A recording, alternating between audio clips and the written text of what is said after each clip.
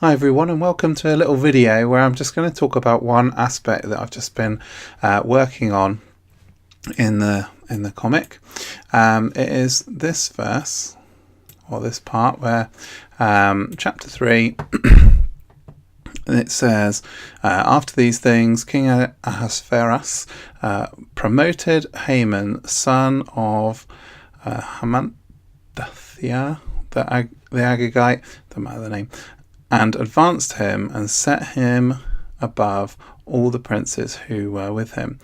All the king's servants who were in the king's gate bowed down and paid homage to Haman, and for the king commanded concerning him. But Mordecai didn't bow down and pay homage to him. Now you remember this part, hopefully, from the Bible. Now I'm just working on the image. If I bring up this part, let me just get it on the screen correctly. So here's an image from one of the panels. Just sort of drew it, and it's not got any shadows or anything like that yet, but you can see some of the words anyway. Needs a bit of fiddling about, but the point is you can see this part. Now the reason for this little video is, the question is, why did Mordecai not bow down? And then when you read commentaries and stuff, there's basically sort of like two schools of thought essentially, but neither on their own kind of satisfy. They've both got problems, and the one is, I think most people would kind of think was the one that because he's a Jew, he mustn't bow down and worship, or like bow down to anything apart from God, or else it's an idol.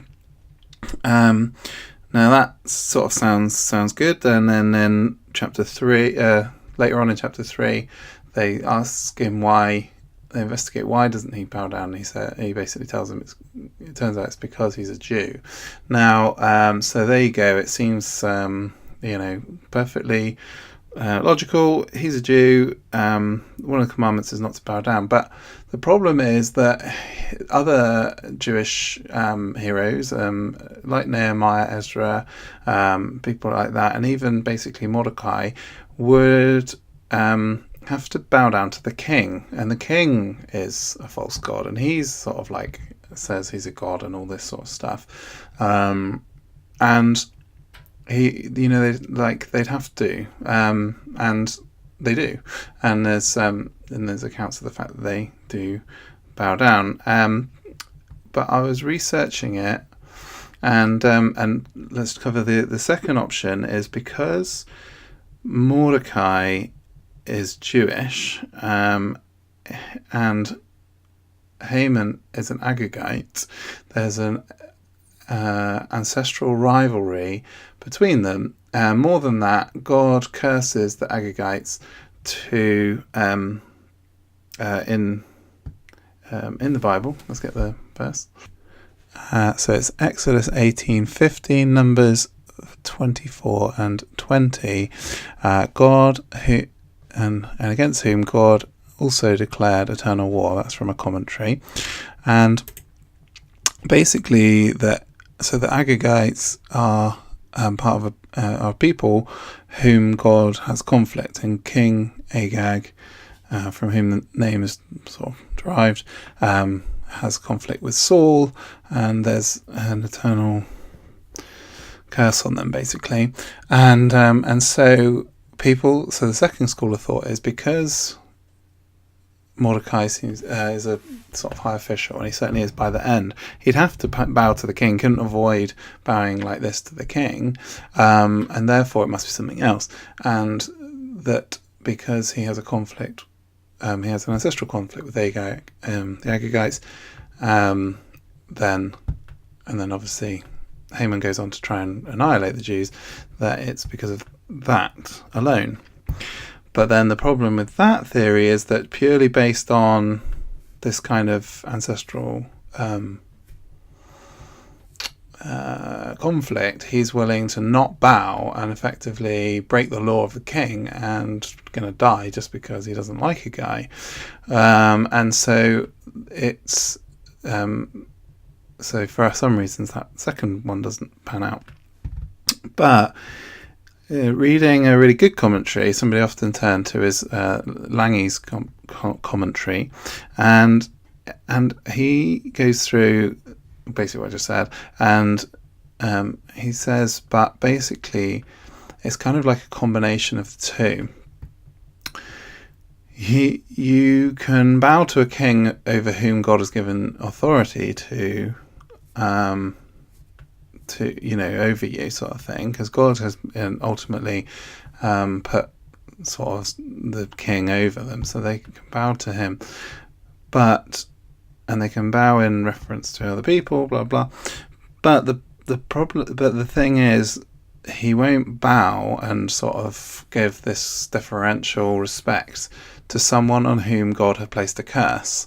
So it's kind of like it's sort of like a combination of the two. So he will bow to people, and it's not that much of a big deal, but he won't give honour to someone whom God has cursed. So it's not a case of idolatry, it's a case of bowing down to someone over whom there's a curse. So, but the question then was, how do I draw that? Okay, how do I convey that, or how do I kind of leave it open, or whatever, how do I deal with that? So here he is standing, and they're saying, why did you disobey the king's command? And the way I've told it in the comic is because he doesn't respond to them saying these words in the book. I've got him not saying anything back to them, but this is how I drew him originally, and this is to show his enmity for the person. But after reading a lot of commentaries where some of them are like, it's not because he hates Haman that he won't bow, and they're very explicit about that, I thought perhaps it's too much. Perhaps people will think that he just hates the guy. And then I thought, well, I could have, and I'll show you in a second, I have him not doing this face, but instead looking determined to sort of honour God. And so I was going to have him not facing this way, but just facing forwards with his eyes closed, thinking about it. And so I sort of did that. But in the end, I did that, but then I left his mouth looking sort of slightly disdainful, and his eyebrows are sort of furrowed. And I hope that from this face, people, perhaps I should have shown the face first, but without the explanation, would think he looks sort of determined. He's got his eyes closed, so perhaps he's thinking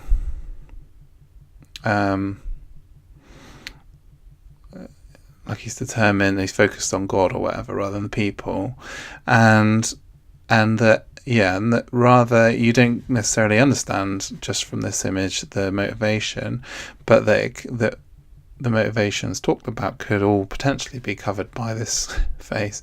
But strongly it does suggest that because he knows he's breaking the king's commandment and he's basically going to get in big trouble, and he doesn't know how it's going to pan out, but he knows that he's doing something that he's going to get told off for, at the very least, and possibly hanged for. So he's determined, but he's determined to honour God and do what he feels God is right in God's eyes, and that is to not bow and give honour to someone on whom God has placed a curse.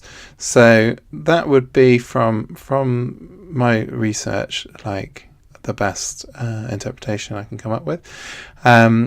So this video is just to show you that kind of resolution potentially to that